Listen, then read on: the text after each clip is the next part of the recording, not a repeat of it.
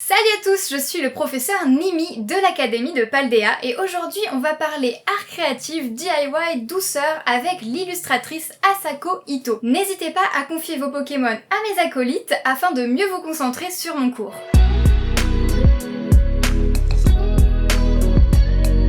Pour ceux d'entre vous qui s'y connaissent un peu en illustrateur et illustratrice Pokémon, Asako Ito, c'est l'illustratrice qui fait des Pokémon en crochet. Et c'est à peu près tout ce qu'on sait sur elle. On sait même pas vraiment si Asako Ito c'est vraiment son nom ou si c'est un pseudo. Elle a pas de site, elle a pas de réseaux sociaux, et je ne lui connais pas d'interview en ligne. Si on ne connaît rien de sa vie, on connaît au moins sa carrière Pokémon. Elle a commencé en 2017 sur le blog Soleil et Lune, avec ce petit art que je vous affiche ici parce que je ne l'ai pas avec moi.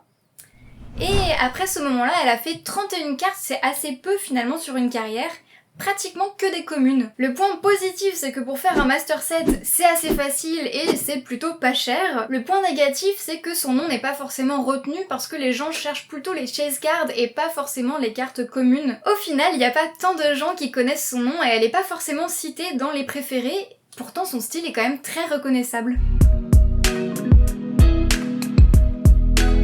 Pour moi, les cartes d'Asako Ito sont vraiment des œuvres dans l'œuvre parce qu'elle fait une composition autour de ses créations de Pokémon au crochet, ce qu'on appelle des amigurumi, donc qui vient du mot ami qui veut dire crochet, et Nyugurumi qui veut dire peluche. Pour ceux qui ne connaissent pas le crochet, je trouve qu'on comprend particulièrement bien avec son petit ronflex, surtout sur le ventre de ronflex. On voit en fait que c'est un fil de laine qui s'enroule pour former une sorte de boule, auquel on accroche une tête, des pattes, etc. Et ce ronflex, il est lui-même dans un décor qui est aussi fait maison DIY avec de la feutrine, de la mousse, d'autres petits accessoires. Sur la carte petit air de tout à l'heure notamment, on a les petits nuages au fond qui sont probablement faits en feutrine et qu'elle a rembourré et cousu à la main. C'est une technique qui me fait penser à celle que j'utilise pour créer mes petits métamorphes notamment. Il y a une multitude de détails, il y a des jeux avec la profondeur, et je trouve que ça, on le voit encore mieux sur sa carte électrode, que je n'ai pas ici mais que je vais vous mettre à l'écran.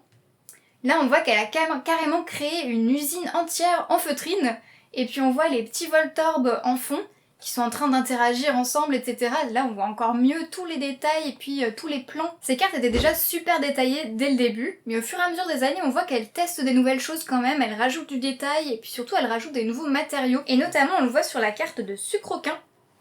Cette petite Sucroquin, elle a rajouté tout un fond fait en coton, et ça fait vraiment un côté barbe à papa bonbon qui est super doux, super mignon. Et puis elle a piqué dedans des petits accessoires qu'elle a fait aussi au crochet. Je trouve ça incroyable de détails et puis vraiment de douceur. Ce côté peluche, douceur, ça marche vraiment très bien avec Sucroquin, avec les Pokémon faits d'une manière générale. Je trouve que le crochet par contre a un peu ses limites avec certains Pokémon qui ont des formes moins rondes, et notamment ce Chrysacier qu'on avait déballé sur la chaîne.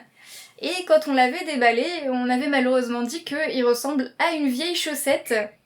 Pardon Asako. Mais voilà, je trouve que quand le Pokémon n'est pas rond, ça fait une forme un peu bizarre. Et quand le Pokémon est petit, les mailles sont un peu grosses et c'est pas si joli que ça honnêtement. Alors là, j'ai d'autres petits exemples un petit peu en vrac.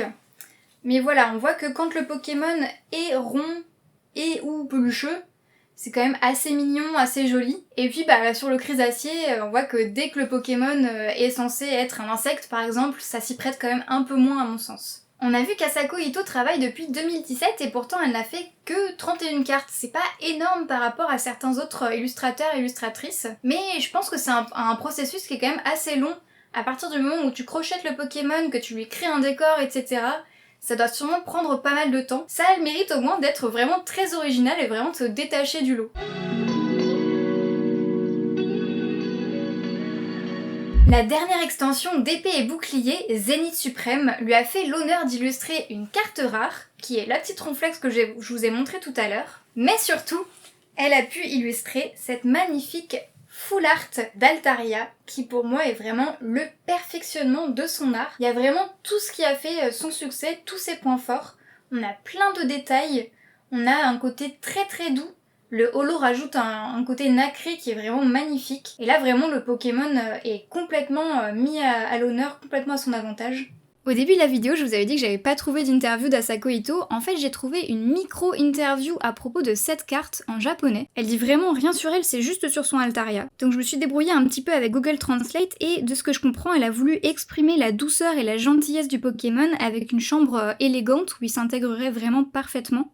Et traduit grossièrement, elle nous dit « Quand je rentre à la maison et que j'ouvre la porte, Altaria m'accueille avec joie. » Trop mignon. C'était une surprise totale de tomber sur cette Altaria full art pour nous. Je m'attendais pas du tout à ce que Asako Ito fasse un jour une full art, mais vraiment ça s'y prête énormément. Et j'adore quand Pokémon confie ce genre de responsabilité à des gens à qui on n'aurait pas forcément pensé en premier lieu. Et de la même manière, je trouve que son petit Nosferapti est très intéressant, parce que Nosferapti c'est un Pokémon obscur, et du coup, Pokémon obscur, moi j'aurais pas confié ça à quelqu'un qui fait du crochet, et pourtant je trouve ça très intéressant ce mélange d'un Pokémon un peu effrayant avec une petite peluche très très mignonne. Je rajoute que dans le même style, elle a fait un petit Greeknote avec ses mini dents et ses yeux énervés. Il a une forme qui est super complexe et qui est vraiment impressionnante je trouve, je me suis dit que j'étais obligée de le mettre dans la vidéo. J'aime beaucoup en fait ce mélange de genres que peut faire Pokémon, et j'aimerais vraiment qu'on nous en propose encore plus. Malheureusement, on n'a pas revu Asako Ito dans le bloc Écarlate et Violet et on ne sait pas si elle reviendra. Il n'y a pas de communication à ce sujet-là et comme elle n'a pas de réseaux sociaux, impossible de savoir. Comme toujours, on vous a préparé un booster spécial Asako Ito avec des petits badges. D'ailleurs, les petits badges Asako Ito sont vraiment adorables, je trouve que ça fonctionne très très bien. Pour le gagner, rien de plus simple, il suffit de liker cette vidéo, s'abonner à notre chaîne YouTube et laisser un commentaire. N'hésitez pas à me dire ce que vous pensez d'Asako Ito, est-ce que vous appréciez ses créations et surtout, est-ce que je vous ai convaincu de vous lancer dans le Master Set. C'était Mini de la Team Croquette, je repars avec vos Pokémon. Ciao.